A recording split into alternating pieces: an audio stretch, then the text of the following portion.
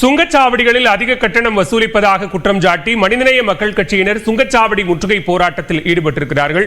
இத்தொடர்பான கூடுதல் விவரங்களோடு இணைகிறார் செய்தியாளர் விஜயகோபால். விஜயகோபால், விவரங்களை முன்வைக்கலாம். அவர்களுடைய கோரிக்கைகள் என்னென்ன?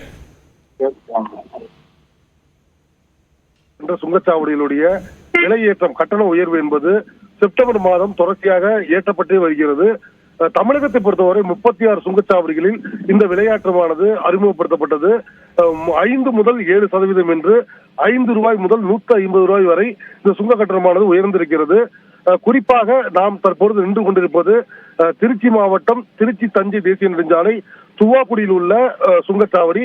இந்த சுங்கச்சாவடியானது விவசாய விளைபொருட்கள் அதிகமாக கொண்டு செல்கின்ற ஒரு பகுதியாக இருக்கிறது. எனவே குறைத்து தர வேண்டும் அல்லது ரத்து செய்ய வேண்டும் என்பது ஒரு மிகப்பெரிய கோரிக்கையாக இருந்தது.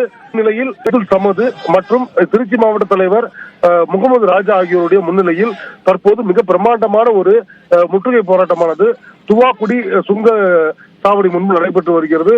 1000க்கும் மேற்பட்டோர், அதாவது திருச்சி, தஞ்சை, நாகை, திருவாரூர், காரைக்கால், அரியலூர் உள்ளிட்ட பகுதிகளை சேர்ந்த அந்த மனிதநேய மக்கள் கட்சியினர் தற்போது முற்றுகை போராட்டத்தில் ஈடுபட்டு வருகிறார்கள். இந்த முற்றுகை போராட்டம் காரணமாக கிட்டத்தட்ட ஒரு 1/2 கிலோமீட்டர் தூரத்திற்கு 2 புறமும் திருச்சி தஞ்சை தேசிய நெடுஞ்சாலையில் 2 புறமும் வாகனங்கள் அணிவகுத்து நிற்கின்றன. தற்பொழுது இவர்கள் முற்றுகை போராட்டமாக ஆனது தற்பொழுது நடந்து சென்று அந்த சுங்கச்சாவடியை நோக்கி சென்று கொண்டிருக்கிறார்கள். இதனால ஒரு பரபரப்பான ஒரு சூழல் நிலவுகிறது.